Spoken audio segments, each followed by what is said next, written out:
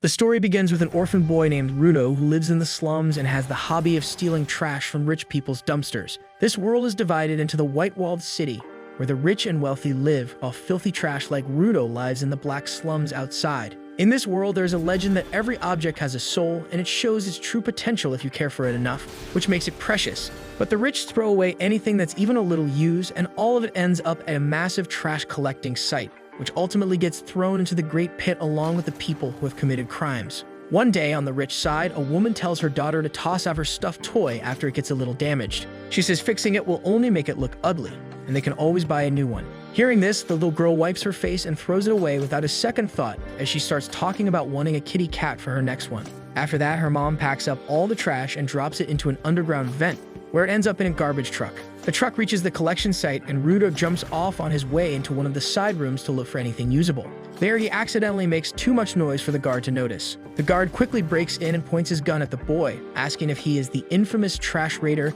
and then smashes that alarm button to call for backup. Rudo grabs whatever junk is closest and flings it at the guards. A few rotten eggs splatter across their spotless uniforms, and that alone is enough to leave them frozen in place, too disgusted to react. While they stand there in shock, Rudo climbs back up the vent without even looking back. He reaches the surface near the exit, but his luck turns as the gate slams shut right in front of him. Before he can come up with a backup plan, more guards rush in and open fire. Rudo dodges through the chaos and sprints toward the wall. A bullet grazes his arm, but he still manages to vault over and disappear into the shadows. From behind, the guards shout that they can't let a kid get away, but by then, Rudo has already crawled through a sewer tunnel. Bruised and annoyed, he mutters to himself how ridiculous it is that the rich protect their garbage like it's some kind of national treasure. The next day, news about the trash raider spreads like wildfire. The elites find it hard to believe someone would actually go through the trouble of stealing garbage. When they spot Rudo's adoptive father from the slums, they look at him with disgust and say that slum people should just stay on their own side. On the other side of the wall, the poor people already know who is behind all the commotion, and they pray that the annoying kid kicks the bucket before he ends up driving the guards to them. But Rudo doesn't care at all and keeps fixing the junk he collected. Just then, his friend Chua shows up and scolds him for going after trash again because she's worried that something bad might finally happen if the trash management catches him. Rudo tells her the rich keep throwing out perfectly good stuff, and he simply uses that to make a living by fixing and selling them to the people in the slums who might actually appreciate them. Right then, a group of bullies shows up to make fun of him and say they finally found the source of the awful stink in the area. They even tell Chua to stop hanging out with him before she ends up smelling like garbage too. One of them knocks over Rudo's stuff and says no one's ever going to buy any of it. They mock his hands too and say they're so nasty he needs dirty gloves just to hide them.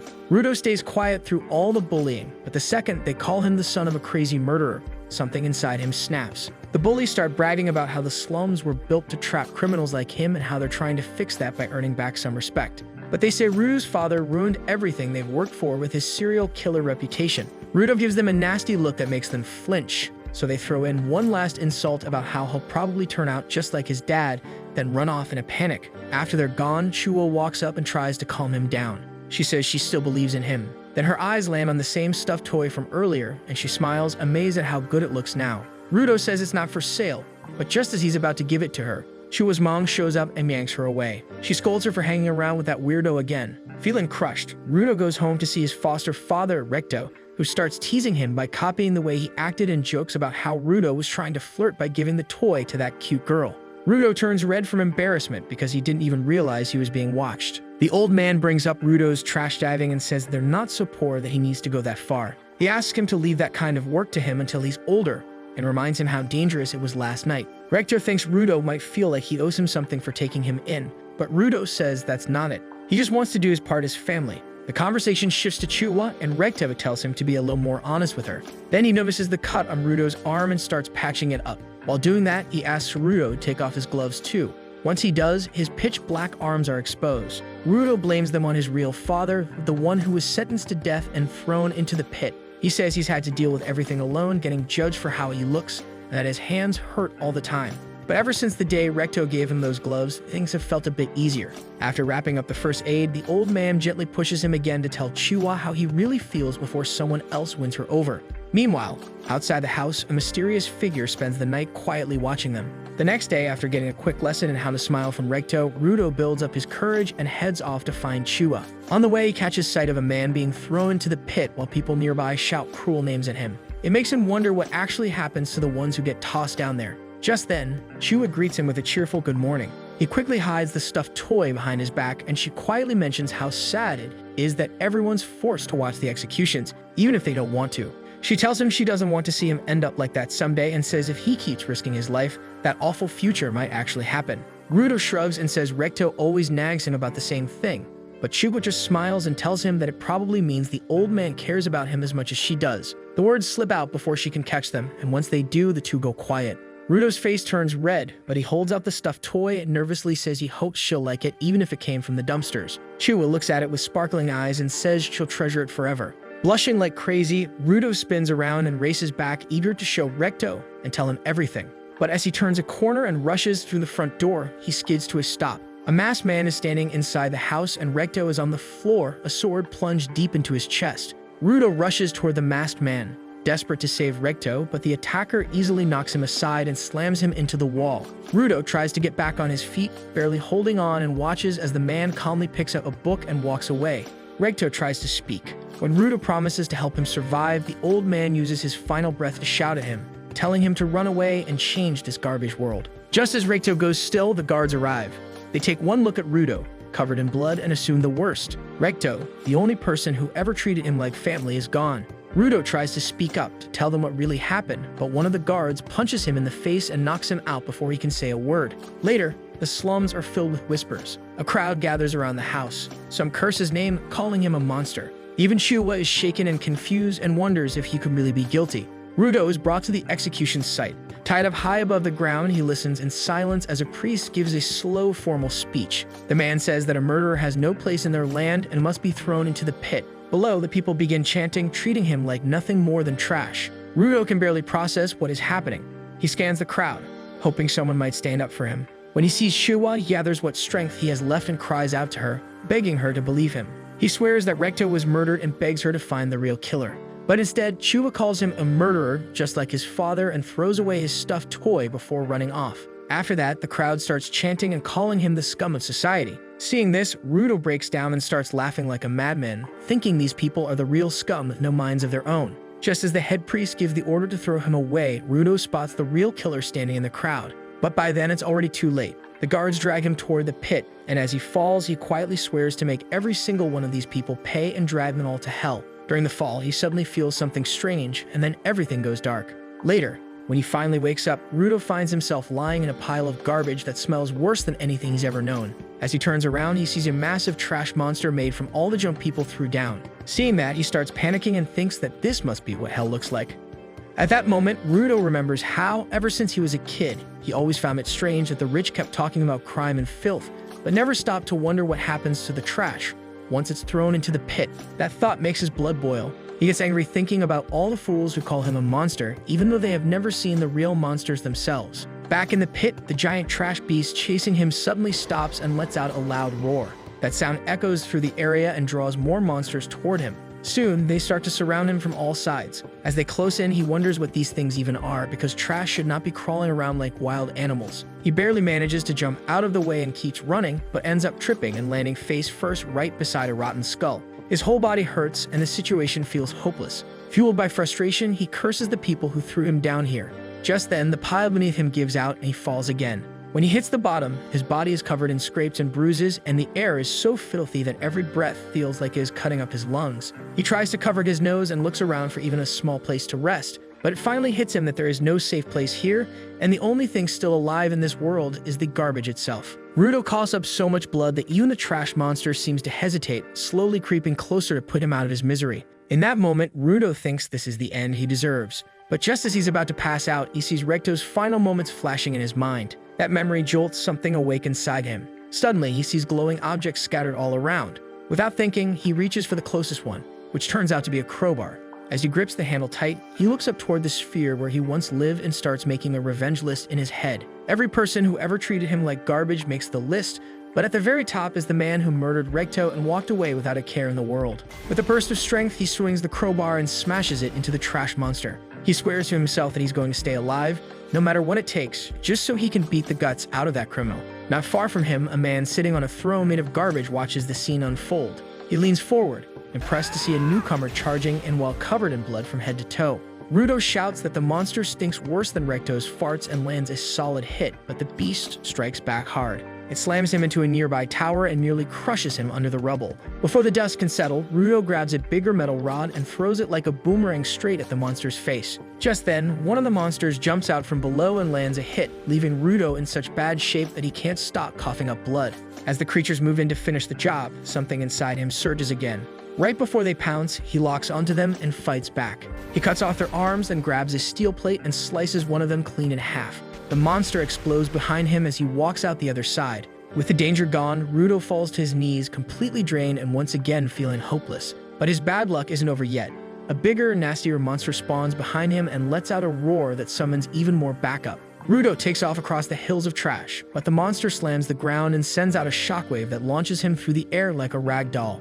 When he opens his eyes, he sees a strange man holding an umbrella over him. Confused, Rudo stares as the masked man calmly lifts him up by the hood and tosses him aside, which makes him cough up even more blood. Without saying a word, the man straps a breathing mask over Rudo's face to help him recover, then steps forward to shield him like a hero. Still trying to make sense of what's happening, Rudo throws out a bunch of questions. The man simply holds up a hand to signal him to hutch, which only makes Rudo more irritated. The guy politely tells him to stay quiet again. Rudo gets louder and demands to know what kind of nightmare they're in, but the man says they're not underground and seriously asks him to calm down.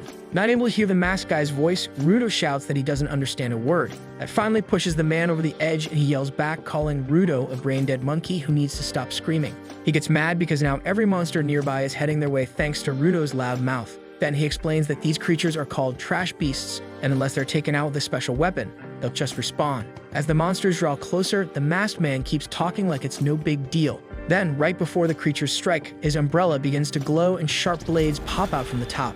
Without warning, he spins the umbrella and slices the trash beast into tiny pieces that scatter through the air. Rudo watches the shredded parts turn into dust and realizes that the umbrella is one of those special weapons the guy was talking about. But there's no time to think.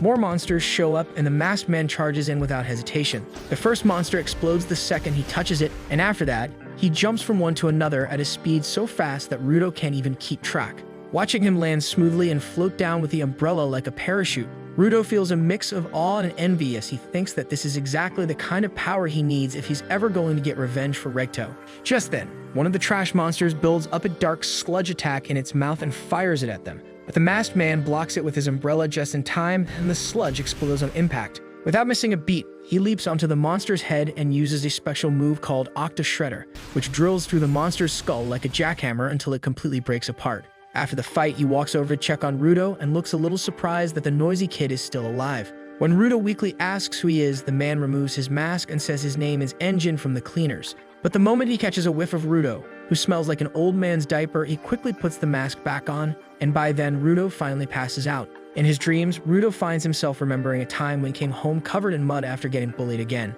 He had told Recto that it happened because he spoke about objects having feelings. Recto, rather than getting upset, smiled and said he was proud that Rudo didn't fight back. But Rudo still looked at him and said he believed that things people take care of do come alive, just like Recto once told him. Hearing that, Recto scratched his head and admitted the story wasn't meant to be taken literally, explaining that it was just an old legend to help kids understand the importance of looking after their belongings. But Rudo didn't seem to mind and looked around their cluttered little home before asking if all the things around them had a soul too, and that made Recto chuckle as he looked at the curious boy in front of him. Back in the present, Rudo wakes up and finds himself tied up in chains. He immediately starts cursing Engine for tricking him, but Engine calmly replies that it's a pretty rude way to talk to someone who just saved his life. He explains that the only reason he tied him up was because there was no other way to carry in while he was passed out. Hearing that, Rudo tells him to untie him now that he's awake because he has more important things to do. He says he needs to find the scumbag who murdered Recto and get revenge. Engine pauses for a moment before giving him a bit of a reality check,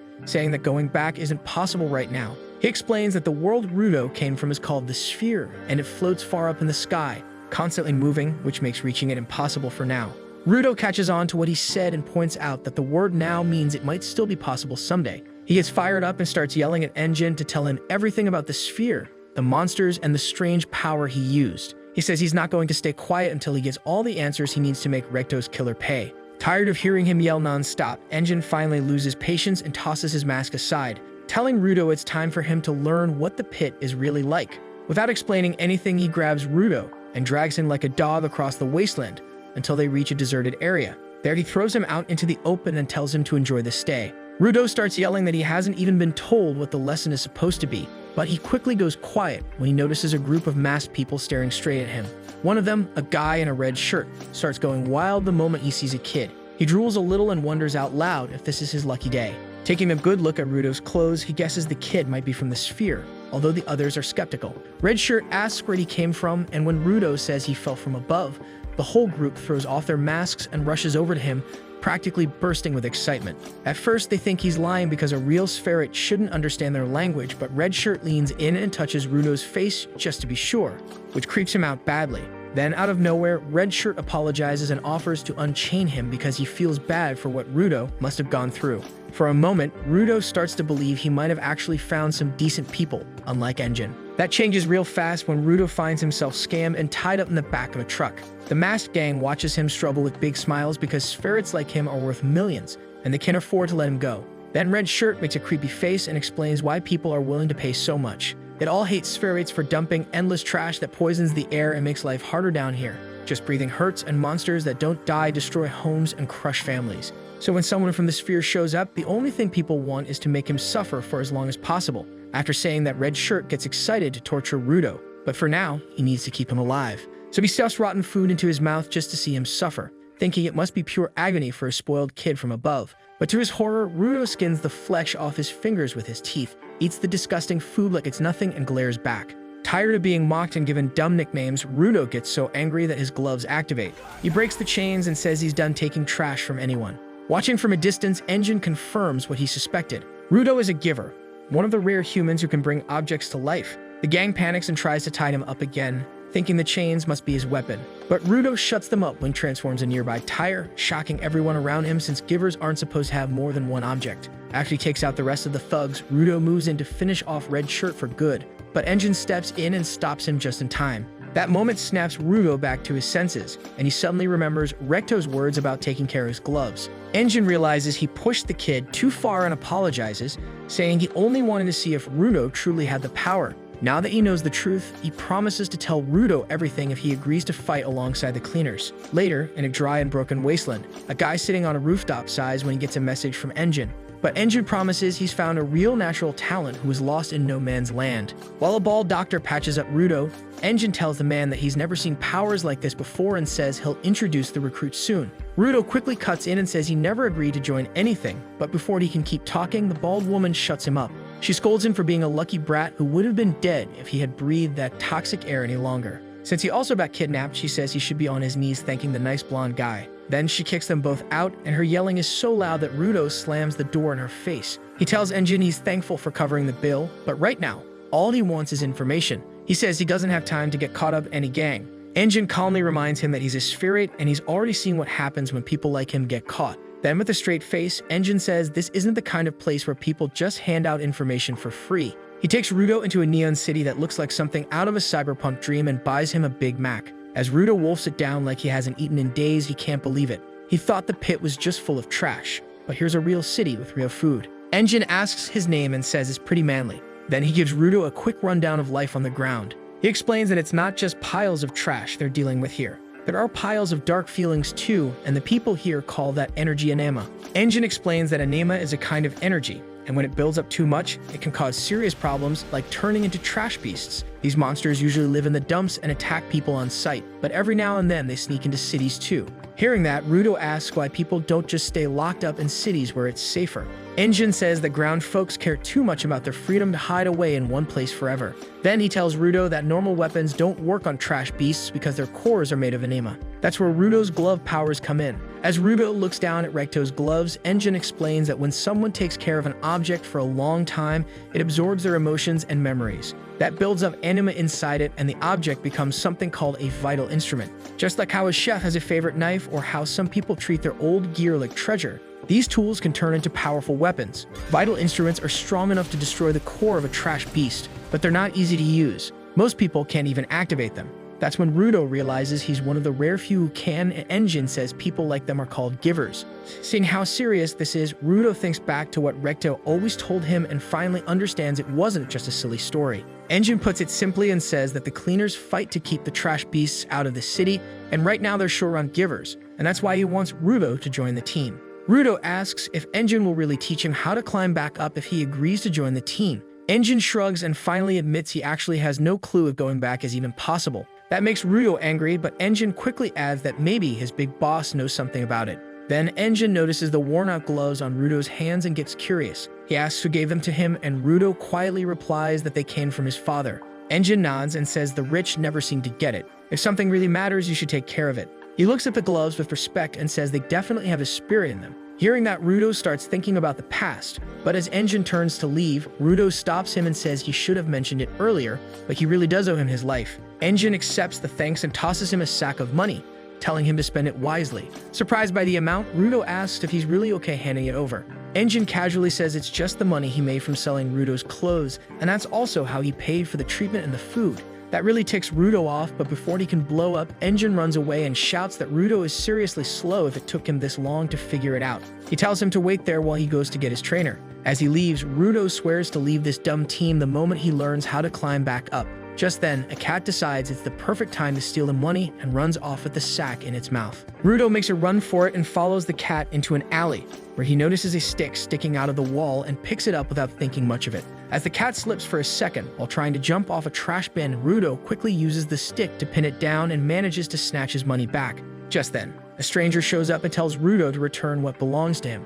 Thinking he's talking about the money, Rudo calls him stupid and says it's his money, but the guy calmly replies that he meant the stick. Rudo laughs and says it's just a dumb stick, but the way he says it clearly gets on the guy's nerves. Without saying another word, the stranger shoves Rudo aside, snatches the stick back, and then starts sniffing it like a complete weirdo. That's when Rudo notices the emblem on his clothes. It's the same one Engine wore. That's when he realizes he might have picked a fight with the wrong person. Before he can say sorry, the guy powers up as a giver and slams the now glowing stick into the ground, his blue light flashing in front of Rudo as the man tells him to get ready for what's coming. The man calls the boy by his name and says that Engine already told him everything. Then he adds that he's part of the Akuta cleaners and has been assigned to train this newbie. He introduces himself as Zanka Nijuku and gives Rudo a quick reminder not to mess with things that belong to others. Rudo explains that he only used the stick to get his money back from a thieving cat, but Zanka doesn't look impressed. Instead, he tells Rudo to pass a message to his father, saying he didn't raise him right. That one really hits a nerve. Rudo's face tightens and it looks like he's about to snap. But then he remembers something, a quiet moment with Recto, where he told him to stay calm when things get heated and try to think about how the other person might be feeling. As that memory plays in his head, Rudo takes a deep breath and slowly cools off. He figures Zanka's probably angry because he did take something that mattered to him. And honestly, if someone tried to take his gloves, he'd be mad too. So following his dad's advice, Rudo swallows his pride and gives a quiet, honest apology. He says he never meant to steal something important, and that seems to settle the air a little. Hearing that, the glow around Zanka's staff fades away. He says it's fine since Rudo gave it back and even apologized. Then he admits he got a little too worked up and didn't mean to scare his new student. Rudo stands there stunned, not just because he avoided getting smacked, but because it's the first time one of Recto's lessons actually worked. Zanka offers him a hand, saying they'll be comrades from now on, and pulls him to his feet. After that, Zanka asks what weapon Rudo uses and what kind of power it has. Rudo scratches his head and says he's not exactly sure. Even so, Zanka says his gloves look pretty cool, which completely stuns Rudo. He suddenly remembers how Recto always told him to stop looking like a serial killer and try smiling more. So right there, he does his best to smile just like he practiced before. Zanka stares at him in shock. The next second, he goes wild, yelling at Rudo for disrespecting him with a face like that. Rudo panics and tries to explain that it was actually a smile. Zanka shakes his head and says that was the creepiest smile he's seen in his life. Thinking maybe it's a problem with his eyes, Rudo tries again with a new expression, but this time it's even worse. Seeing that, Zanka's jaw tightens and he asks if the kid wants to fight. The two start bickering like kids in a playground until Zanka gets serious. He tells Rudo that talent isn't enough. You can't just work for your own goals while others risk their lives every day to protect people. And if Rudo isn't even ready to talk about what he's fighting for, then maybe that goal isn't worth much either. Hearing Zanka call Recto's final wish worthless, Rudo finally snaps and tells him to shut up. He says he's dead serious about this and won't let anyone talk down on it. Zanka smirks and says he could tell from the moment they met that they weren't going to get along. Rudo agrees and raises his weapon, ready to prove his point. That's when Zanka notices something strange. Rudo isn't just using his gloves, he's holding another weapon entirely. Something clicks for him that Rudo might have the power to turn anything he touches into a vital instrument. Zanka laughs, saying this kid is way too broken, but it still doesn't matter. In the end, talent like his can't compare to raw experience. The next moment, Zanka's stick slams into the ground right in front of Rudo. Then he rushes in with a flurry of heavy swings, forcing Rudo back step by step. While beating him down, Zenka mocks him and says it's kind of sad getting smacked around by something as weak as a stick. Rudo finally gets a hit and that barely scrapes Zenka's cheek, but before he can follow it up, the man slams his staff down with one clean strike and floors him. Zenka chuckles and starts thinking maybe this kid's power isn't such a big deal after all. But then he sniffs something weird. Looking down at the mark on his cheek, his whole face twists in horror. Turns out Rudo wasn't just using any old stick. He was fighting with a toilet plunger. And now Zenka has poop on his face. Seeing that, Zenka begs Rudo to stop, but Rudo ignores the clean freak's protests and keeps swinging the plunger at him like it's a legendary sword. Zenka, who was all confident a second ago, suddenly shifts to defense mode, dodging every strike with panic in his eyes. Watching him run around like that makes Rudo wonder why this goofy weapon is actually working so well. He charges after his trainer, who now looks more like a victim begging for his life than a skilled warrior. The chase goes on until they burst out of the alley, and right then, the same cat from earlier jumps in and makes Zenka slip on the ground.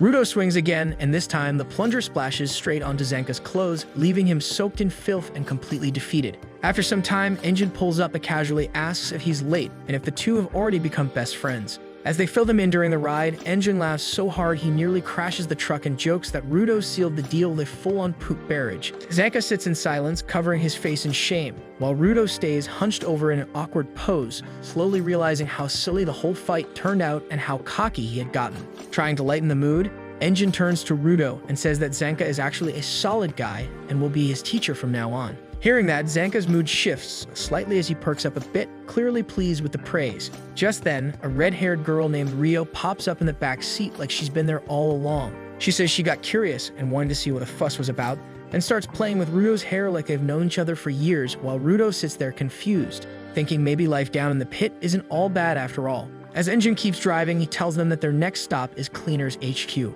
While Rio keeps playing with Rudo's hair, they arrive at a junkyard full of ruined buildings and mountains of wrecked cars outside a walled base. After Engine drives through the gate and parks inside, Rio dusts off her hands on the way out, looking satisfied, while Rudo just stands there looking stunned by the giant building that turns out to be the Cleaner's HQ. When they head inside, Rio waves him goodbye and Engine calls Rudo over to the front desk, where he introduces him to a woman named Semu. But during the introduction, Semu suddenly stabs her fork inches from his neck, not at him, but at the annoying flies buzzing nearby, leaving both him and Engine speechless. Then she warmly welcomes the new recruit and says that while she already heard about his talent and where he came from Engine, she still wants to check his potential herself. Engine explains that Semu's vital instrument is her special pair of glasses that let her see deep inside people to read their true abilities. Rudo is surprised that vital instruments like that even exist. When she activates her glasses and her eyes glow gold, she briefly enters Rudo's mind, but she gets instantly pushed out. Seeing that, Engine asks what she saw, and she explains that he is good at physical things and has a strong bond with his vital instrument. But the problem is that the connection is unstable, which means he still needs training to fully control it. When Semu glances to the side, Engine asks if something else is wrong, and she casually says he has some poo stuck on his neck, which makes Engine burst out laughing, that it's no wonder the flies kept buzzing around him, and he teases Rudo that he needs to stop playing in the dumps. After he thanks her, Engine takes him to meet the boss, but on the way out he notices that Semu's expression is still serious. As they walk, Engine explains that there are around 100 cleaners in total doing different jobs, but most of them are usually out handling work all over the pit. With that said, Engine offers to introduce Rudo to some of the others and opens the door to a nearby room, thinking it will be mostly empty, but when over a dozen cleaners are inside, giving them cold stares, he quickly shuts the door and says they can do that later. After that, they reach the boss's room, and just before Rudo can walk in like an idiot, Engine stops him, knowing full well Rudo is probably about to barge in and demand to know how to return to the sphere. He warns him that nothing comes free down here and that Rudo will need to earn information by doing work first. Then he reminds him that while he chose to reveal his own vital instrument, it is an unspoken rule not to ask others about theirs, especially not the boss who keeps his secret. Even so, the cleaners trust him anyway. After taking a deep sigh, Rudo finally walks into the room only to see it completely empty. Right then, Semu shows up and casually says she forgot to mention the boss is out. Rudo is disappointed, which makes Engine smile, and he then asks her when the boss will be back, but Semu simply shrugs. Engine is irritated at the boss, who should respect time a little, considering he is supposed to be the leader. Just then, Rio sneaks up from behind and suggests our boy tag along with her as a trainee on her works, since he cannot join the cleaners until the boss arrives. She gets into an uncomfortable position and argues that she wants to know more about him. After she takes him in, they start to discuss the client's request, that a nearby town is facing the threat of some small trash beasts approaching it. and they simply want to dispose of them. Rudo then asks what this polluted zone is, and Semu looks at Engine, asking him why he still hasn't told the newbie about it. Engine explains that he did mention it but renamed it the dump area to make it sound easier. Semu calls the guy a half-wit and turns to Rudo in order to explain. She tells him that the ground is divided into two zones, one of which is the safe zone, inhabited by humans, and the other is home to the trash beasts called the polluted zone. She further adds that the place he unexpectedly landed in was a very special polluted zone called No Man's Land. There are currently 4 of these, and most humans are bound to die in that area as they are full of ginormous trash beasts that even the givers have a tough time fighting. She tells the boy that he was lucky Engine somehow wandered off to such a place, and then asks him what he was doing there. Engine intervenes with a stupid, meaningless argument, and the receptionist then takes out a mask from under the desk and hands it over to Rudo. She asks him to put it on whenever he is in the polluted zone, as breathing the toxic atmosphere there can make him dangerously ill. She elaborates that without this mask, a person would die in no man's land in about 15 minutes. As the story progresses, the gang has already headed over to the quest place, and all of the cleaners are wearing these masks. Rio tells our boy that it would be an easy job, but she still wants him to pay attention. Rudo looks at the trash zone in front of him, wondering just how long he had breathed the air while he was in there. However, this place is exactly how he had pictured the pit to be when he was back up in the sphere, as there was no information about people living down here. But still, his eyes sparkle when he looks at the trash, because for a trash thief, this place is no less than a treasure trove. Rudo asks Rio who the people alongside them are, and Rio explains that they are merely supporters, as they do not have powers like them. One of the supporters greets Rudo and extends his hand for a shake, and when Rudo does the same, he ends up getting his hand gripped tightly. Rio tells our boy that this supporter has a beyond human grip strength, which is powerful enough to even smash a trash beast's outer shell. Rudo worries that he might not even be able to keep up with these people, but he still decides to pay close attention so he can watch and learn. Just then, the supporters give them a heads up, and the trash beasts start popping out in front of them. Rudo panics when he sees a whole herd of goat-like trash beasts, arguing that no one mentioned they would have to fight this many, but Rio tells him to stop worrying, as these are just slowpokes and pretty weak monsters. The trash beasts try their best to attack the barricade, but they barely even make a dent. Rio calls Rudo lucky that he gets the chance to watch and learn. Just then, a larger, bull-sized trash beast shows up, and Rudo panics again when he sees it, arguing that they should call for reinforcements. However, Rio tells him to take it easy. She says she doubts the herd will get any bigger than this, and if they can round them up quickly, they could head home early. Then out of nowhere, Rio smiles and says she wants to throw him a welcome party once they get back, but he replies that he is not even an official member yet. So she suggests a different kind of party, deeply concerning how she can be so chill on the battlefield. Rio sighs when she hears that and gives him advice that staying calm is the most important thing in the underground. That one line snaps him back to focus, but the mood dies down instantly as a giant beast suddenly smashes through the wall beside them. Rudo tries to stay calm and tells himself it will be fine, but when he looks at Rio, she is stoked by the cool monster because even though it is not ideal for training, strong enemies get her heart pounding. Seeing how pumped she is to fight the behemoth, Rudo keeps repeating like a broken record that all is okay. After that, he notices the scissors in Rio's hands start to glow. As a whole horde of beasts charge her way, she tosses the scissors into the air, and they transform into a massive pair mid-air. Rio lands right in the middle of the enemies and cuts through the trash bowls all around using just her feet, leaving Rudo stunned. The supporter explains that Rio is called the Ripper, and she is one of the rare cleaners who use their vital instrument with their feet. While Rudo watches in awe, the supporter warns him not to space out and stops the bull rushing at him from behind. After crushing its face with raw grip strength, the guy yeets it over to Rio, who slices it clean down the center and tells him to keep them coming. So while Rudo stands there, he watches the supporters weaken the beasts and toss them to Rio like the dream team. He is blown away by how amazing real cleaners are and suddenly remembers the time he said like a fool that he would offer help just to get what he wanted. With the small fry cleaned up, Rio turns toward the big one right as it slams down in front of her. The supporters quickly move out to stop the others from joining the fight. At that moment, Rio notices one of the beasts is still alive and rushing toward a supporter who tripped over its horn. Just as the guy thinks it is over, Rudo blocks the monster from gobbling him because if he wants the cleaners to share their intel, he cannot afford to be dead weight. In order to prove his worth, Rudo lights up his power in a reddish aura as the weapon he's holding gets imbued with his energy, and its shape changes into a web-like pattern. At that moment, Rudo starts to think about how he is actually using his power and gets scared, realizing that he has no clue how to tap into it. The monster keeps pushing forward and manages to break his weapon. Just then, Rio steps in and tells the boy that he has done a great job. The supporters apologize for their carelessness and ask Rio about the update on the huge trash beast. Rio explains that it is not a typical monster, as no matter how many times she cuts it in half, it still won't go down. The supporters then head back to alert the surrounding towns and the base about this new monster, while Rio gets back to the fight. She jumps on top of it and starts chopping the thick wires on its head, and finds something shining there. She wonders what that is and decides to destroy it, but the monster shakes its head and throws her away. After that, it regrows its hair and starts powering up and goes berserk. The impact of the beast's attack shatters the ground as its attack reaches Rudo and the other cleaner. Rudo barely manages to dodge and ends up falling down into the pit created by the monster's attack, while wondering how useless he is right now. Just then, a supporter picks him up and makes a run for it. While he runs away, he cheers Rudo up by telling him to continue working towards his goal once he has decided upon it. Just then, Rio manages to spot the monster's weak point and strikes through the shining spot on its head with her massive clippers and finally takes it down. After the fight, she meets up with Rudo and the supporter and explains that the beast stopped moving when she stabbed through this rusty cutter, and this makes them wonder if it's a vital instrument and what it's doing inside a trash beast. At the same time, Red Shirt, who had been knocked out by Rudo, wakes up in shock to find a mysterious person sitting in front of him on a sofa. He asks who he is, but the man ignores the question and instead demands to know the location of this ferret boy. Back at the cleaner's HQ, Zanka feels sleepy as he walks to the cafeteria and becomes surprised to see a party going on inside. He goes up to Rio and asks why everyone's up so late, and she replies they are throwing Rudo a welcome party, though most of them look like they just came to drink and blow off steam. Then he looks around and finds Rudo looking depressed with his face stuck to the table. Zanka notices that the guest of honor isn't even happy, and Rio explains it is because he couldn't use his vital instrument properly on the mission, and Zanka thinks he is pretty lame. After that, he asks Rio about the strange trash beast, and she explains that its core wasn't a normal item like usual. Instead, it was powered by a vital instrument, and this is the first time a vital instrument has spawned a trash beast. She says that she isn't sure what to do about it, so she stopped thinking about it, and that it's a problem for the higher-ups now, which means she can go home and enjoy dinner. Zanka is not surprised by her attitude, and she tells him that Engine and Simu will be coming soon as well.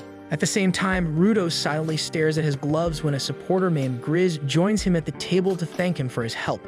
Grizz lets Rudo know he could see the effort he put in the fight, but Rudo says he did not do anything.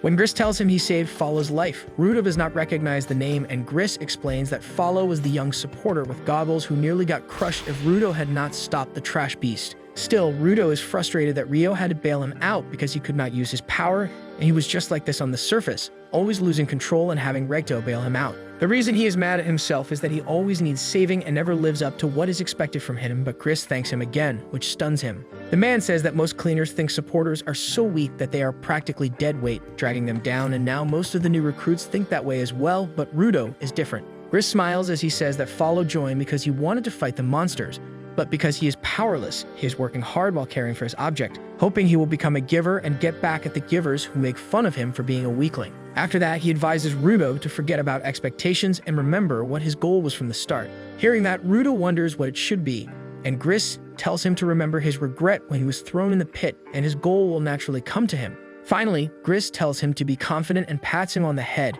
which makes Rudo really emotional, but the moment is quickly ruined when Engine leans on him from behind. Engine is surprised that Rudo hasn't eaten yet, and Rio warns him that there won't be any food left for him, even though she's the one who ate most of it.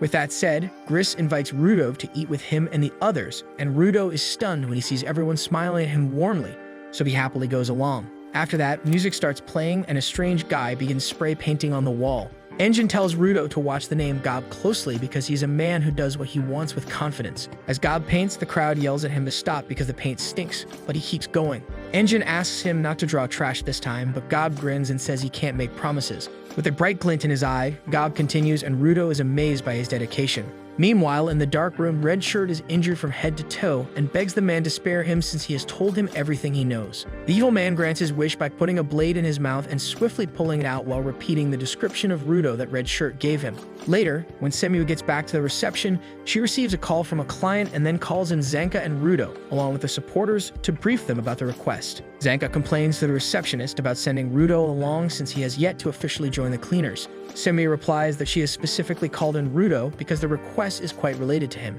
She explains that a merchant got robbed of his cargo by a trash beast while traveling through the polluted zone and has now asked them to get his stuff back. She adds that the client is living with some spirit just like Rudo, which is why she thinks it might help Rudo get a hint about his way back to the surface. Grizz realizes that Rudo might be worried and tells him that he has the choice whether he wants to go or not. Rudo looks at his gloves thinking he might just end up getting in others' way, but still decides to take a shot at it and replies that he is ready to tag along. When Semu feels that Zanka might be uneasy, she finds a way to motivate him by telling him how Engine responded by saying that Zanka can handle everything. This changes the mood for Zanka as he cheerfully takes the role of a leader. On their way to the mission, Rudo asks Gris if he doesn't carry a weapon, to which Gris explains that he does have a spare knife, but he prefers fighting with bare fists. Follow teases Gris by revealing that he prays to some random talisman every time he leaves for battle, and while Gris is showing his item, suddenly they're startled by a stranger standing behind them wearing a scary mask. The stranger explains that she is the client and thanks everyone for coming for her request. She says that she will guide them to the trash beast's lair. Rudo gets excited and quickly asks a bunch of questions about the Spherit. The merchant lady simply replies that she was carrying her cargo when she came across the Spherit and took them in. But since they were unconscious, even she's worried about them. Rudo makes a serious face and asks if she plans on selling the Spherit. The merchant lady denies doing any such thing and makes it clear that she only has interest in Spherites. While the group follows the merchant, Zanka feels everything is suspicious since the trash beasts usually attack humans on sight and wonders why one would go as far as kidnapping a human instead of obliterating him. Just after a few steps, the merchant points at a building telling everyone that this is where she came across the trash beast. Zanka asks everyone to gear up since the trash beast could be hiding anywhere. Just as they hesitantly enter the building, they see someone at the opposite end, but before they can react, the merchant lady starts pushing them in that direction. By the time everyone realizes that the person at the opposite end is just a doll, it is already too late and the floor collapses, making everyone fall down while the merchant lady jumps back. After Rudo recovers, he wonders why the floor suddenly turned into mud, and the girl politely asks if they are fine. Gris angrily asks her where the Spherit she mentioned is, and she grins as she points at the Spherit in front of them and melts into mud. Then two shady figures walk toward them with purple lamps, and Zanka realizes it was all a trap by the raiders to catch the Spherit they are after, who is Rudo. Rudo gets confused about what raiders are, and Gris explains they were just petty bandits in the past. But their tactics changed over the last few years after they began doing secret experiments, and the worst part is that they are all strong givers. Then he orders 3 of his men to find an escape route while he and Follow support Rudo. After that, he tells Zanka the strong ones are all his, making Rudo worry for a moment, but when Follow yells at him, he decides to run away with the others. As they run, Rudo says he can take them on, but Gris tells him raiders are no average kidnappers, and he has no idea what the raiders are capable of, which makes Rudo frustrated. At the same time, Zanka says he already knew it would not take long for the raiders to figure out there is a Spherit among the cleaners. He's surprised they found him so soon, but it makes sense since selling him could make them rich for a lifetime. However, the creepy lady reveals she has no intention of selling him.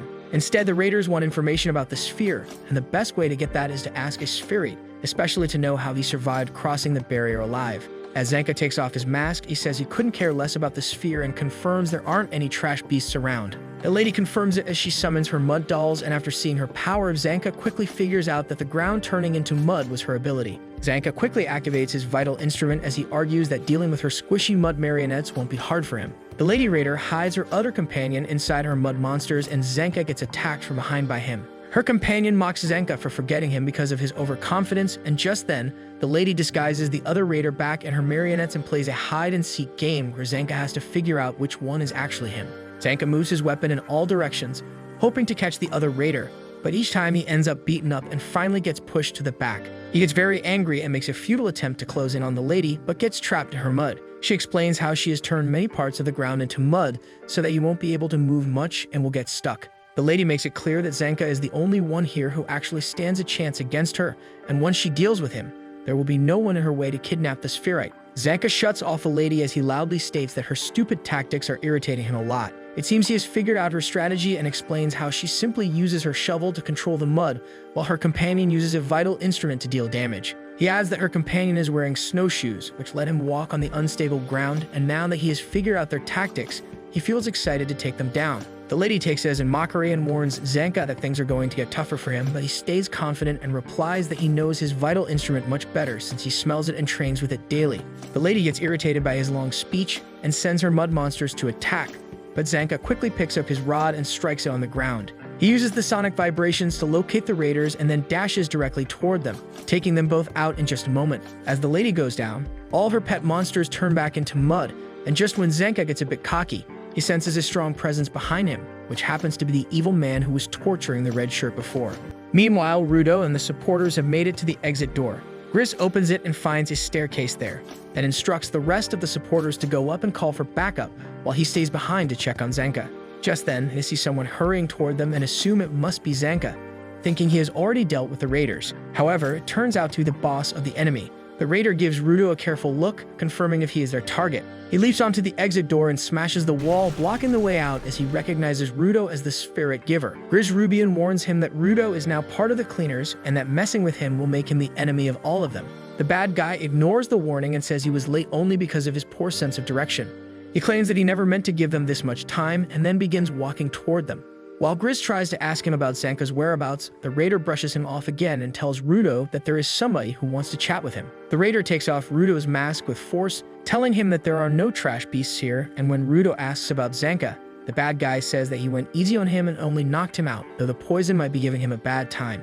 The raider then uses his vital instrument to transform the rings on his fingers into sharp claws as he warns Rudo to come along quietly. Both supporters jump on him to try and hold him down, but they fail and are slammed hard to the ground. As the boss prepares his claws again, Gris steps in front of Rudo, vowing to protect his team at all costs. The boss lowers his claws and mocks what he has heard about these so-called weak supporters the cleaners have, saying they are useless and cannot protect anything. Rudo tells Gris to fall back since he cannot fight the raider unarmed and insists he can handle him himself. The boss then asks Rudo to promise he will not get mad and reveals that he has already murdered Gris with an attack no one could even see. The raider stabs his claws through Gris and declares that weaklings like him are completely worthless. Gris's lucky charm falls as he dies and Rudo quickly reaches out to catch it. Rudo's memory flashes back to the time when Recto came home and found him banging his head against the wall like a lunatic, blood running all over his face. After laying the little boy down, Recto asks why he did it, and Rudo replies that Recto taught him never to hurt others. Seeing the boy harm himself instead gives Recto a headache, but he sits down and asks what made him do this, even after the pain in his hands had started to fade and he was avoiding people. Rudo says there is nothing in particular, but the only thing he carries is a burning hate inside, and even if someone asks him why, he cannot put it into words. Hearing that, Recto understands the boy thinks his parents abandoned him and now believes he is worthless because of it, and a child like him cannot handle such heavy emotions. Then Rudo asks what worthless really means, but Recto decides to patch him up and take him outside, since one of the reasons behind Rudo's sadness is not having anything fun to do. He should discover everything out there until he finds something he can truly enjoy. Recto hypes him up, saying there will be a day when his empty room is filled with things he loves, but makes him promise to warn him in advance if he ever wants to bring a girl back home. After that, they head to the backwater village's library to read books, and then he tries teaching Rudo soccer, but the innocent boy feels bad for the ball and starts patting it. Next, they try cooking, and Rudo shows he is very good at cutting vegetables, so good that he even cuts through the board. Thinking about the epic fail, Recto is glad the little boy at least showed some energy, and they have lots of time to find what he enjoys. Just then, Rudo sees a villager throwing away trash and asks Recto what he is doing. He finds the discarded items so fascinating that he barges through the door and dives into the dumpster. By the time Recto catches up, he sees the boy bawling his eyes out while holding tightly to the object, leaving Recto confused about what kind of emotion he is even feeling. Rudo cries that it is horrible that the object with a long life ahead was thrown away simply because it is slightly broken. He yells nonstop that he wants to fix it, and Recto realizes Rudo is not just projecting his feelings about himself, but he actually sees worth in things others already consider worthless. Back in the present, Rudo awakens the power inside Gris's lucky charm, and Gris, who is still holding onto life, finally understands why he could never activate it before. No one had ever truly understood its nature until now. Rudo's ability does not simply turn random objects into vital instruments. Instead, it brings out their true hidden worth. Rudo transforms the lucky charm into a defensive weapon with a large eye, and instead of panicking, the bad guy just drools over it. The bad guy grows curious and asks Rudo if this is his vital instrument, as he gets eager to know everything about it. Meanwhile, the other supporter carries Gris to safety and tries to give him a little first aid. Rudo remembers how Gris was the reason he realized what he truly wanted to do, and if Gris hadn't made him see that, he would still be lost. Thinking this, Rudo braces himself to strike the enemy hard. The raider says he loves strong givers and holds out his claws, introducing himself as Jabberwonger. Jabber says he wants to have some fun and asks Rudo his name. After the introduction, he gets excited like a maniac, saying that he wants both of them to tear each other apart, and then dashes toward Rudo. On the other hand, the other supporter struggles to hold off Gris, but the blood keeps flowing heavily. Gris watches Rudo fighting and realizes that the reason he couldn't fight before was that his emotions had clouded his main purpose, but now there's nothing left to distract him. Back in the fight, Jabber jumps back and clings to the wall as he asks Rudo why he isn't coming to him. Rudo tells him to come himself, and the raider does just that, leaping over Rudo with a powerful attack. However, he finds himself landing on the floor as Rudo has already dodged it somehow. Jabber continues with a barrage of attacks, but Rudo dodges every single one. Finally, when Jabber asks why his attacks don't even reach him, Rudo explains that his friend Grizz has prayed for everyone to return safe and sound, and safe means uninjured, which is why he is focused on defending so that none of the enemy's attacks can even touch him.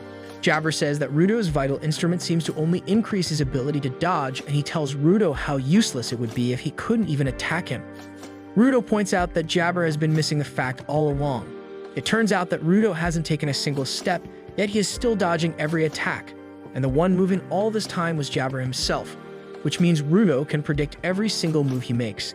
As Jabber rushes at him again, Rudo uses his vital instrument to paralyze him, and since his talisman cannot actually attack, he follows up with a punch to knock him away because fists are Grizz's preferred weapon, and he wishes to honor his comrade. The raider bleeds from his nose but still laughs like a maniac, impressed that Rudo used the big, scary instrument to guide his movements and finally strike him with his fist. Rudo reminds the guy that he was the one who wanted to have some fun, so he is more than happy to play along until he makes him a heap of trash lying on the ground.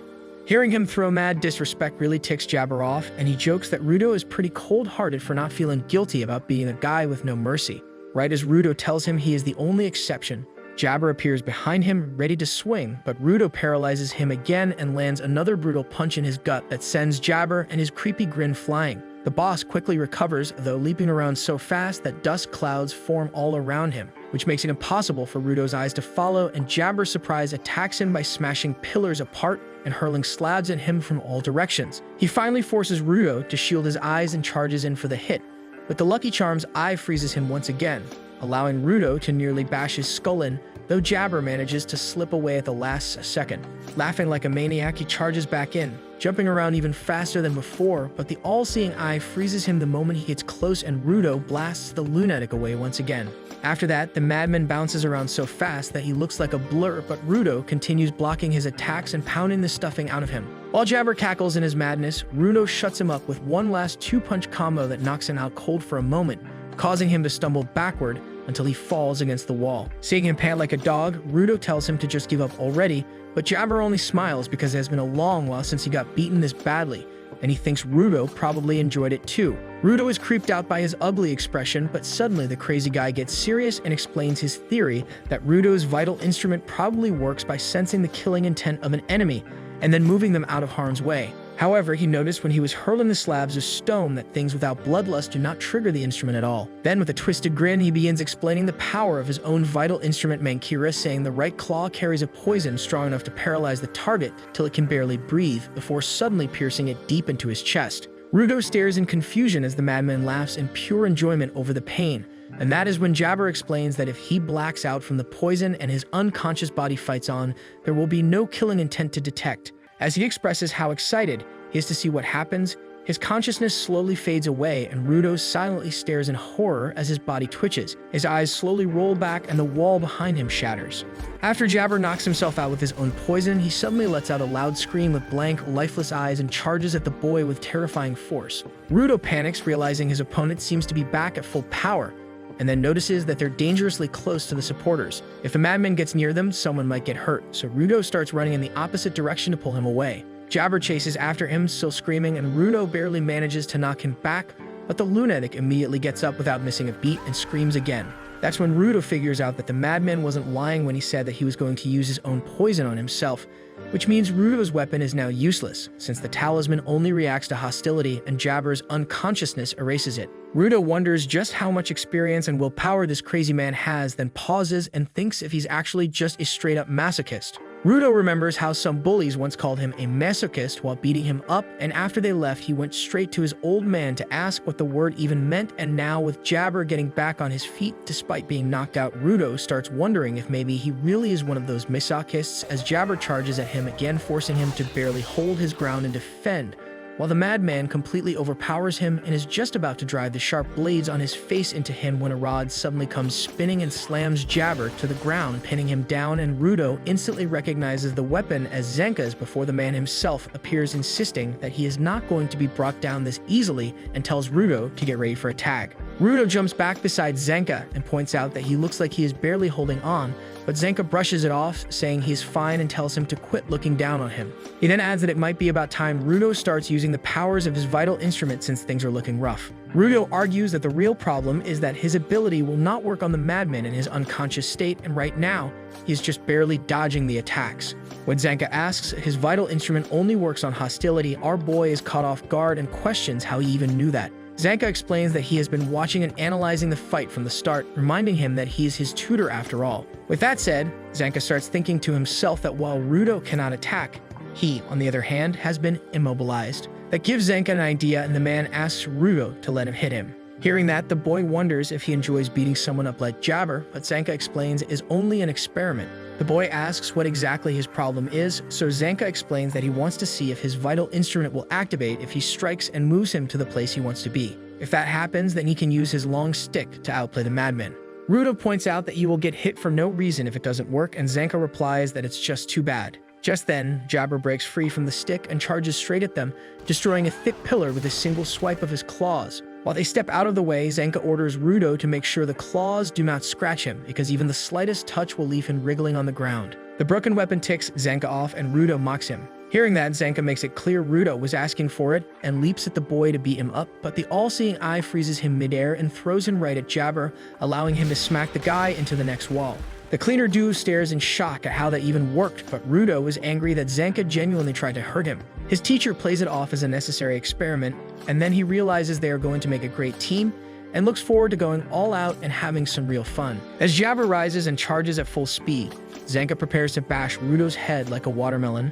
That allows the boy to use his power to send him flying straight into the boss, crushing the guy hard into the ground. Zenka is impressed by the range, but he tells Rudo to be a little gentle. Rudo replies that gentle does not exist in his vocabulary, and he runs straight at Zenka, who is furious and ready to beat him up once again. Like before, Rudo launches him off at breakneck speed into the poor boss, but even though Jabber tries to counter, he gets swatted away once again. But Zenka ruthlessly follows it up with another strike that home runs the guy into the roof, and then he tries to go for a satisfying finisher. But before it lands, Rudo twists him to keep the suffering going. That third attack blasts Jabber into the wall so hard that the madman finally regains his consciousness and says hi to Mr. Bad Attitude, who smashes him into the hard concrete. After that, Zenka lands and falls back because the constant flying has exhausted him, and now his whole body hurts. At the same time, Rudo's power shuts off and Griss's lucky charm crumbles into dust. Seeing that, Rudo feels sad over losing the precious thing Griss trusted him with and wonders what he should do now. As Zenka thinks that the vital instruments he makes might only last for a limited time, Rudo suddenly starts shaking and choking before he collapses to the ground. Taking a closer look, Zenka sees a scratch on his back, and when he turns around, he sees Jabber stab himself with his left claw like before. The boss casually walks toward Rudo, so Zenka asks in confusion how he can still move after being beaten up like that, thinking his left claw can heal injuries. But Jabber explains that it definitely does not heal injuries, but it does take the pain away. Jabber admits he never thought he would be cornered this badly and gives his thanks for giving him such a fighting experience. He argues that the poison on his right claws only works on him for about 10 minutes since he is used to it, but for Zenka it should last around 30 minutes, and therefore he gives him another dose, which renders Zenka unconscious once again. He mutters that if he fails to achieve his real goal of kidnapping, he will just end up being scolded. The raider then picks up Rudo and carries him away while Zenka lies there helplessly watching. As Jabber runs with Rudo, he briefly remembers his minions but forgets them just as quickly, while Rudo struggles to move but cannot. The boy worries that because of him, Griss and the others got hurt. Jabber smiles and leaps up, but he realizes they are suddenly outside instead of still being in a building. Looking around, he spots Rio standing with her scissors, and before he can react, an umbrella strikes him and throws him back, making him drop Rudo. Engine steps in, saying they have some cleaning to do, while the raider lies there knocked out. Engine explains that the building is buried deep below, and they cannot use the choker there to contact the outside. He scolds the raider for deliberately trapping their friends underground to cut off communication. Luckily, the supporters who escaped earlier, including Tom, managed to find his cell phone in the nearest town and call for backup, because otherwise no one would have noticed. Tom argues that Griss and Zenka should still be down there and worries they might have been gone for too long, but Engine tells them to stop worrying since those two are not that weak. He instructs the girl to take a few supporters and go down to check on them while he manages the raider. Jabber interrupts, arguing that he's being looked down on like some throwaway trash and claims that the whole thing excites him. Engine feels for poor Rudo, who has been stuck fighting such a strange madman all along, and the other cleaners get angry at Jabber for for hurting their friends. Engine warns the villain that they are not letting him off the hook so easily, but Jabber seems unaffected and insists that he has a duty to bring Rudo home, saying that even if he wants to run, it is simply not an option. Just then, Jabber gets hugged from behind by a girl named Thony, who tells him it is time for him to return with an ice-cold stare. He snaps back and tells the midget to get out of his face because he does not want to go back, not until he has Rudo with him. While she calmly points out that cleaner reinforcements are coming any minute now, Engine is left stunned at where she even came from. In frustration, Jabber yells at her that he cannot leave right after the fun has started, but he falls silent when she says their leader had a big smile on his face. The bones in his body crack as he forcibly tries to break free, but the girl's grip is stronger. After struggling for a while, he finally gives up and flashes a big dumb grin at everyone, apologizing that it is a shame he has to go home when things were just heating up. While Rio is shocked to see a manhole in the wall behind the two, Jabber takes a second to compliment Rudo for putting up a really good fight for a sphere dweller, thinking the boy is probably in a coma from the poison. Jabber tells Engine to send him his regards, but it completely shocks him when he sees Rudo move in his condition. Rudo swears they are not over until he pays him back for Griss's lucky charm, and his feisty spirit fires the guy up. But when the man looks at the pattern on Rudo's gloves, he is surprised to see the boy also has something from the series. He finds the coincidence wild and says his boss will be very happy to hear about the gloves. With that, he promises he will be far more prepared the next time he comes to grab him and tells him to take good care of his gloves before stepping into the portal. After that, the manhole vanishes into thin air and leaves everyone stunned while Rudo quietly wonders what the series even is. Later, the medical team arrives and Rudo rushes to Grizz when he finds him looking like he has seen better days. His poor condition brings Rudo to tears and the boy apologizes for breaking his precious lucky charm. The man replies that it meant a lot to him, making Rudo feel even worse for turning it to dust, but Grizz goes on to say that he is glad Rudo was able to survive because of it. Back at the Cleaners HQ, Engine sits next to Rudo, who looks down in the dumps and asks what he is doing. Rudo gives no response, so Engine tells the boy he heard that he finally figured out how to use his vital instrument and gives him a small compliment. But Rudo suddenly yells that Grizz was badly injured and he does not know how to face him after everything that happened. He admits with regret that he could never help anyone back on the sphere and he feels just as useless when it matters now in the underground. Rudo curses at himself, thinking he will never be able to change in his entire life. Hearing that, Engine calmly tells him that Grizz was ready to risk his life for his comrades, so he did not protect Rudo because he was special. He protected him because he believed in Rudo. With that said, Engine tells him to stop whining and go talk to Grizz in the hospital. At the hospital, Rudo's jaw drops to the floor when he sees Grizz look perfectly fine, and the man congratulates him with a big smile for awakening his power. Rudo cannot believe his eyes and takes another look. Engine suddenly bursts into laughter when he realizes Rudo was depressed because he thought Grizz had kicked the bucket, and he keeps patting the innocent kid, who is now dying of embarrassment. Rudo shouts back at Grizz that anyone would assume he died after suffering a wound that bad. However, Grizz explains he survived thanks to the Cleaners' medical team, and the real savior was the shy girl standing beside his bed. Then Grizz introduces Ishia, the only giver whose power helps her heal others. Hearing him talk about her, the girl gets embarrassed and insists she only got lucky. Engine explains that she is super shy and cannot handle compliments, and Grizz proves it by thanking her again for saving his life, which makes her go red like a tomato. After that, he tells Follow he should not feel guilty either, because he also saved him from the raiders' deadly attack. His kind words move the young supporter to tears, and then he turns back to Rudo to give respect for giving the raider a good beating with Zanka. After that, Grizz goes on to tell Rudo to forget about his lucky charm because he happily gave it away, knowing Rudo can appreciate its true value. Rudo's guilt fades away on hearing that, and he says he is glad Grizz survived. Then Engine tells everyone the fight between the raiders and the Cleaners has started, so trash beasts will not be their only enemies on the battlefield moving on. Right as he reveals he has some new information, a huge man enters the room and says it seems the raiders are also after the sphere. When Rudo quickly asks who he is, Engine casually replies that he is the boss. It takes Rudo a solid minute to process the fact that the boss is standing right in front of him. The boss apologizes to Rudo for being gone when he first joined, and he introduces himself as Arca Corvus. He argues that even if he doesn't look like one, he is still the boss, and explains that at first he thought he was only sticking with him for information. And if that had been the case, he wouldn't have kept him around. But he admits he appreciates the way Rudo put his life on the line for his friends and acknowledges that he has the strength to make a real contribution to the team. Because of that, Corvus gladly accepts him as part of the group and tells him to meet him at his office, where he has already prepared a uniform and information for him. When Rudo gets there, Corvus explains about a border that exists between the ground and the sphere, where anyone who tries to cross it is destined to die.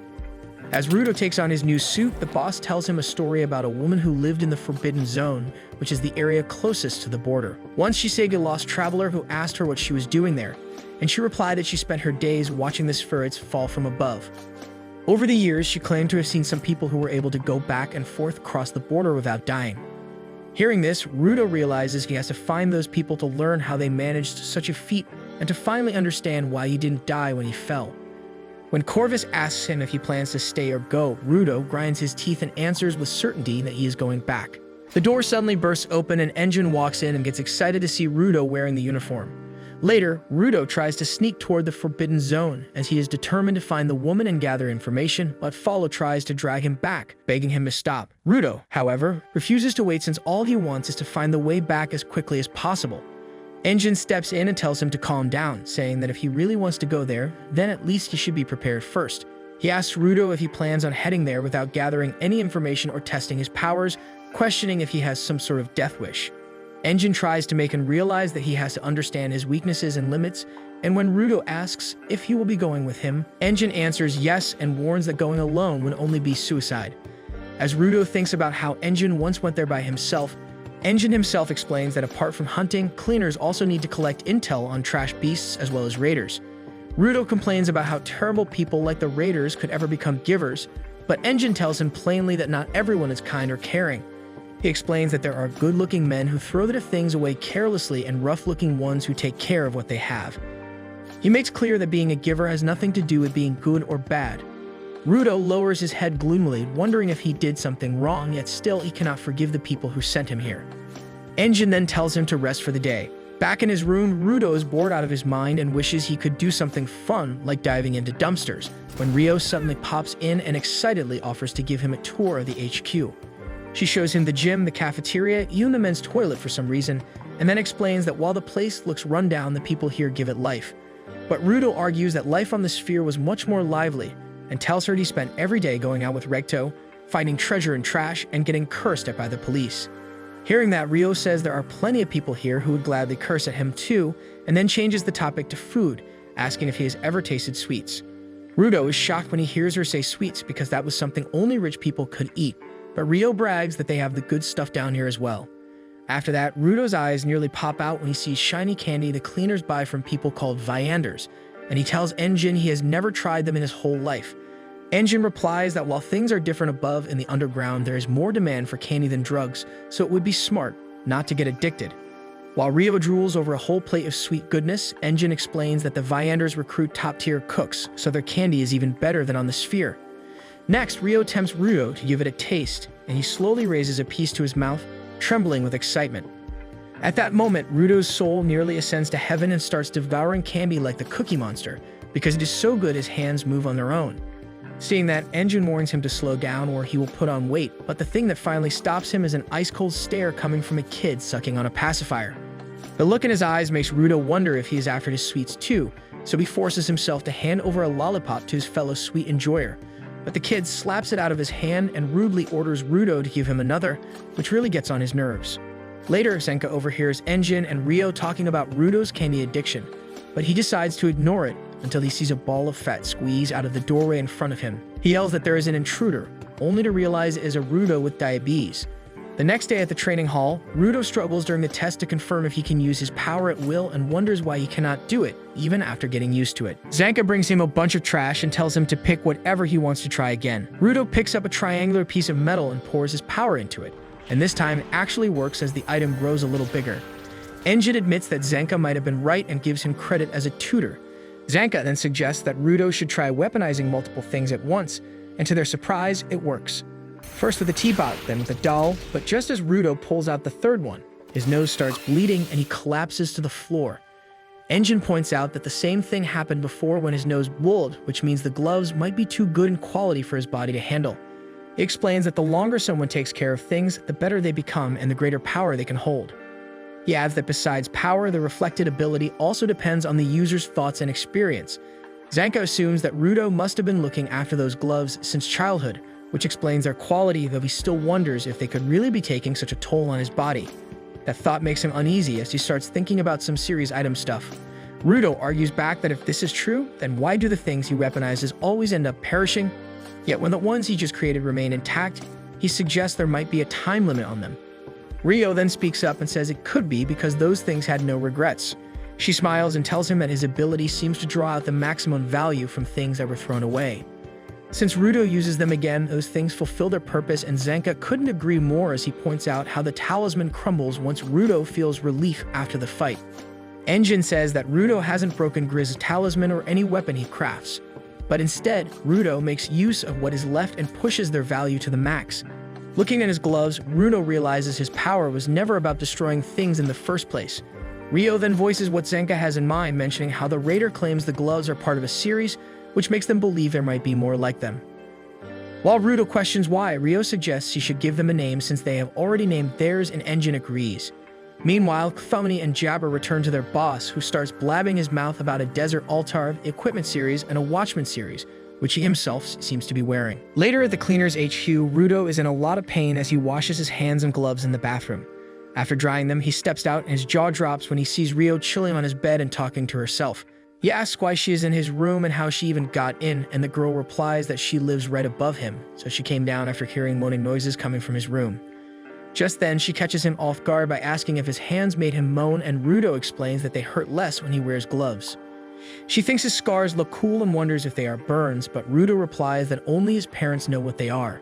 Rio tells him that parents give everything to their children, both good and bad, and then jumps straight out the window.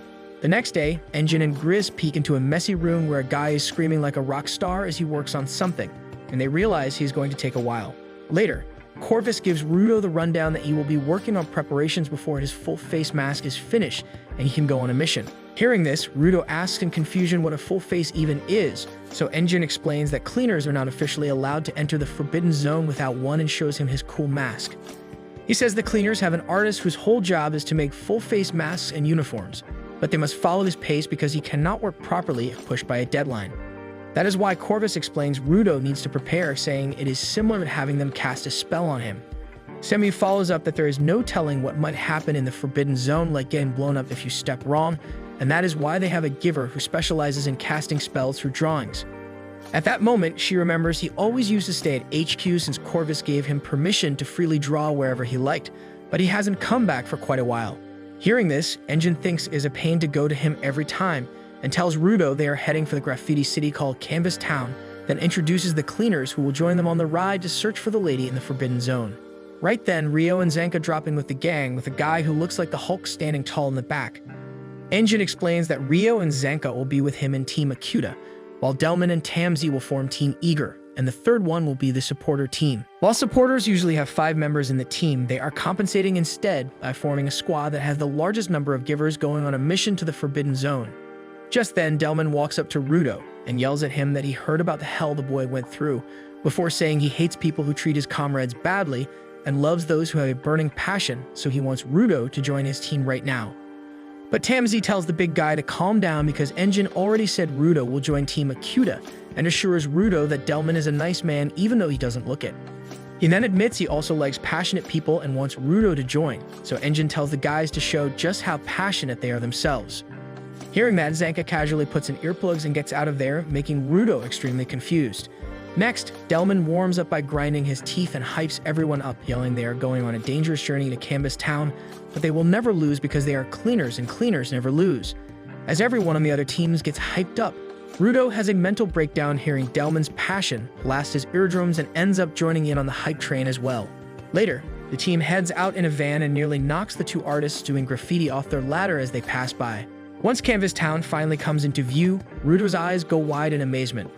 Engine parks the van with a stylish drift right outside the main gate, where Rudo asks if all towns underground are built the same way, so Tamzi explains that the bigger ones are usually shaped like a dome to protect everyone from the trash that falls from above, which is why many who live in the open often get crushed by random raining garbage, making the boy feel sad. After that, they see a bald guy looking really confused because he cannot enter the strange town even though the front gate is wide open. The other guy does not believe him and gets just as surprised when he bumps hard into an invisible wall. Right as they wonder what is wrong, they see Engine and the others casually walk through, making them look like idiots. Seeing the confused look on Rudo's face, Engine tells him not to think too much and walk right through because anyone can enter and leave as long as they do not have any weird ideas, and he steps in just like that. Inside the vibrant city, Rudo is amazed by the colorful paintings everywhere, and Rio says they never fail to impress her every single time. Engine explains that the town was built for all those people who want to draw freely without bothering or annoying anyone else. Hearing that, Rudo asks him if they came to look at paintings, but he corrects him that they actually came to meet the giver who lives in Canvas Town and has the special ability to cast spells on the things he paints. The boy is pretty confused on hearing that, so Engine explains that if the artist focuses really hard on a thought, like saying the wall can nullify one attack, his paint can cast a spell on it that makes his thought come true. Engine reminds Rudo about the two clowns who failed to enter the town, explaining that it was due to the giver's spell that blocks anyone with bad intentions from stepping inside, which leaves Rudo impressed as Engine goes on about how unique his vital instrument is. However, Engine's speech gets cut short when a little girl bumps into him, and though he bends down to check if she is alright, she runs off with tears in her eyes like a gust of wind. Rio accuses him of scaring the child away, and while the commotion continues, the mayor makes his entrance, surprised to see them arrive earlier than expected. When Engine explains that they came to ask God for some spells, the mayor suddenly gets sad and delivers the shocking news that God passed away just this morning. The group falls silent as he explains that it was caused by body pollution. For some reason, Gob couldn't keep himself satisfied within the safe zones and wandered off to paint in the polluted no man's land. The mayor suspects he was so absorbed in his art that he forgot to keep putting his mask back on, and that single mistake tragically cost him his life. Rudo begins to shiver as he recalls the brief moments he once saw Gob painting, and the memory feels heavier now that Gob is gone. The mayor breaks the silence and reveals that Gob had already chosen a successor who would inherit his generational vital instrument, and it turns out to be the same little girl who had been crying and running earlier. He admits that he has no clear idea how this system works in her case, but he explains that inheriting the pen always awakens the powers of a giver and makes the chosen one the new spellcaster. The mayor introduces her as Remlin Tissark, but he cannot hide his concern about how difficult it will be for someone so young to carry such a heavy role. The spellcaster acts as the city's spokesperson and protector, a position that comes with immense pressure. Folo steps in and argues that some people awaken as givers the moment they hold their vital instrument, without needing to care for it over time. Still, he adds that based on what Zenka said, there may also be a need for natural aptitude. Tamzi then joins the discussion, pointing out that the direct passing down of the vital instrument is rare, which makes this case even more unusual. Because of all this, the mayor says with regret that they will not be able to help for a while, but Engine assures him there is no need to rush. The mayor goes on to explain that Remlin and Ga had always been so close that people might even mistake them for siblings. As he says this, he breaks into tears and recalls how much Gob loved painting, whether it was a request or simply his own desire. He admits that he was never an artist himself, but he became mayor of this city just to preserve that beautiful sight. Engine also drifts into his own memories of Gob, remembering him painting with a wide grin and running off full of life, and he feels a heavy sadness knowing he may never see that again. Pulling himself together, Engine says that they should return now, but before leaving he turns to the new successor and tells Remlin to take care of herself, promising that they will come back to visit her. At that moment, the girl suddenly shoots up to her feet and declares that she will not think about such dark things anymore. Instead, she insists they should celebrate, snatching the pen instrument from the mayor's hands before rushing off to paint. The mayor and everyone else follow Remlin to the rooftop where she begins painting with her eyes filled with determination. She explains that while Gob's death makes her sad, she believes that if they all stay down here crying and drowning in their sorrow, then Gob himself will not be able to enjoy his afterlife in peace. That is why she refuses to remain stuck in grief, and instead raises the pen high before opening it. In that very instant, a brilliant light bursts out and the pen materializes into the weapon. Remlin cheerfully paints her strokes across the rooftop. She cheerfully finishes her work and creates a dazzling painting that suddenly erupts into fireworks, filling the sky above the city with bright colors as she shouts loudly to everyone below that it is time to celebrate and have a party together. The entire city stirs with excitement as the fireworks bloom above and laughter begins to rise from the streets. The mayor smiles and turns to Engine as he apologizes sincerely, admitting that he does not think Engine will be getting his spells anytime soon after all this. Engine simply replies with acceptance, reminding him that this is the Canvas City, a place long known as the City of Freedom and Joy. Sometime later, Remlin feels proud after making Rudo look like a complete clown, and then asks where they need her to paint the spell. Rudo angrily asks the little runt what she did to his face, but But she keeps giggling and makes him even madder. Seeing that, Engine understands better what kind of personality it takes to become a spellcaster since she reminds him so much of Gob, and the mayor agrees they are so cheerful that no one can steal their smile. After that, Remlin promises to do her best, and that makes Engine curious about what generation of spellcaster she is. And the mayor surprises him by saying the kid is supposed to be number 6. Then Remlin shares that her power does not really work unless the one she draws on gives permission, which is why she also has to get permission to draw on the walls in town. Engine remembers that it was the same for Gob, and the mayor says the ability inherited is mostly the same as the previous user, but there is not a lot of difference in each generation. Hearing that, Engine becomes curious because the ability of a vital instrument should change with how the spellcaster uses their thoughts, and he comes up with a theory about how the vital instrument is inherited. But Remlin cuts him off and corrects him that their imagination is so wild that the drawings usually represent the same things.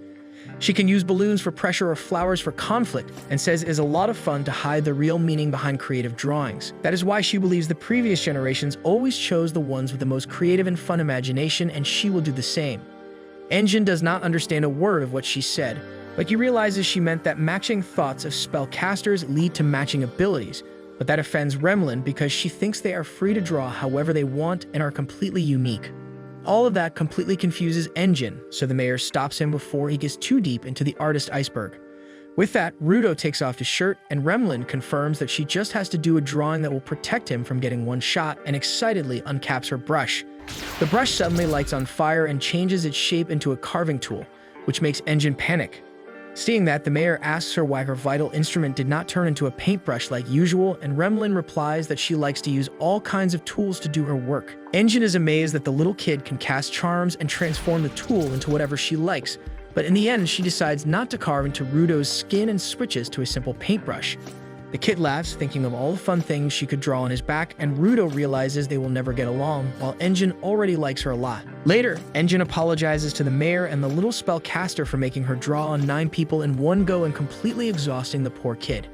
They all head to the city gate together, where the 2 goons are still stuck, and when they see the legendary pen in a little girl's hand, they get mad at the mayor for passing on to a nobody. Bandana Guy brags that he won the perfect art contest many times and came to Canvas City to inherit the pen. Hearing him yell and spit in his face, the mayor tells the imbecile to shut up because the wall was made precisely to keep idiots who chase clout like them out, before he curses them for a solid minute until they leave. With that, everyone hops into the van and Engine tells the mayor to stay cool before he pops a vessel, and Remlin jokes that he should just avoid the gate. Before they leave, Rudo admits he had fun, and Remlin promises that she will come to work at the HQ one day. After they leave, Rudo asks Engine if they are heading back to the cleaner headquarters, and Engine replies that they are, though on the way, he plans to pick up some treats for him. Rudo wonders what it could be, and soon finds himself at a trash warehouse filled with all sorts of used-up junk. To Rudo, the place looks no less than a gold mine, and he quickly jumps in to pick out items for himself. On top of the junk heap, there is a television showing an evil-looking man who seems to be the boss of the villains preparing for something suspicious. When they finally return to the headquarters, they are welcomed by the loud screams of a man celebrating some achievement. Rudo asks the receptionist about him, and Semi takes a moment to sympathize with him for what happened back in Canvas Town, though her words are cut short when the screaming man shouts about creating a custom mask. Engine introduces him as August and explains that he is the one responsible for making the gear for the cleaners. Engine adds that it looks like Rudo's mask has already been prepared, and August proudly praises himself for finishing the work so cleverly. He then admits to Rudo that he sneaked into his room while he was asleep and took all his measurements without him noticing. Engine teases Rudo that spirits like him should at least lock their doors, but Rio laughs and admits that it actually takes a lot of effort to catch this boy off guard, even when he is asleep. Just then, August's sister Aishia comes running in, scolding him to stop causing so much trouble for everyone. Afterwards, they all head down to the basement. Rudo is, however, still in a sour mood from all the earlier screaming and shouting. Engine stops him and asks him to remove his choker. One by one, everyone bites their finger to draw out a drop of blood and places it together on the choker until it completely dissolves. Engine explains that this thing acts like a communicator, similar to a phone. Rudo asks if this is why everyone here wears a choker, and Rio adds that the blood ritual also deepens their bond of friendship. Rudo finds the whole item suspicious, but soon the others surround him and insist on registering his blood to their chokers as well. After it is done, the group heads out toward the no man's land in search of the lady who might have information for Rudo. On the way, Engine complains about Rudo dragging along too much trash, but Rudo argues that all of it is backup. Engine reminds him to stay sharp since this is only his second time stepping into no man's land.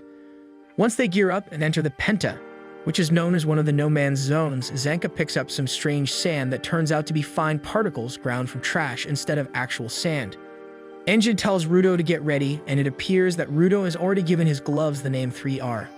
After Delman says it's time for a warm-up, Rudo jumps right in and slides down the cliff and confidently stands face-to-face in front of the trash beast with his awesome new mask.